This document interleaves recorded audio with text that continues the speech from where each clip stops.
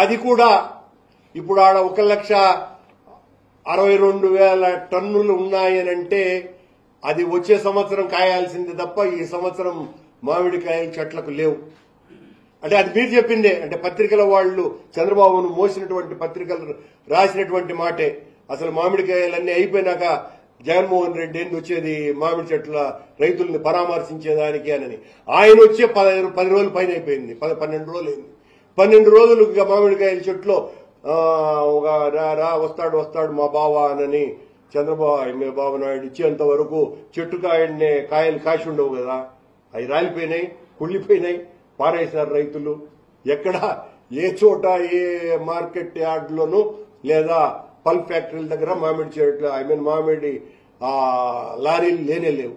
ఇప్పుడు మద్దతు ధర ఇచ్చి ప్రయోజనమైంది. అది చంద్రబాబు నాయుడు గారు 4 రూపాయలు ఇస్తానన్నాడు, ఆయన ఈయనే లేదు. ఇది గతంలో కాయలకి. ఇప్పుడు 4 రూపాయలకు గాను ₹3.84 చెరుసగం పంచుకుందామని కేంద్ర ప్రభుత్వం నుంచి ఈయన పంపించినాడు. అక్కడేమో కర్ణాటకలో జేడి కుమారస్వామికి సాక్షాత్తు అగ్రికల్చరల్ మినిస్టర్ నేను 1,60,000 టన్నులు కొంటున్నాము అని రాశారండి. సాక్షాత్తు అగ్రికల్చర్ మినిస్టర్ రాసినాడు. ఇక్కడేమో రిటైర్డ్ అయిపోయిన ఐఏఎస్ అధికారి, సరే ఇప్పుడేదో ఆయనకు ఎక్సెప్షన్ ఏదో ఇచ్చారు, ఆయనకు డిప్యూటీ కమిషనర్ ర్యాంకులో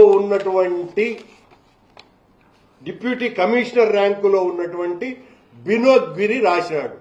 అంటే ఈ రాష్ట్ర ప్రభుత్వం మీద కేంద్ర ప్రభుత్వానికి ఉన్నటువంటి గౌరవం కూడా ఏ స్థాయిలో ఉందో ఈ ఉత్తరాన్ని బట్టి తెలుస్తుంది.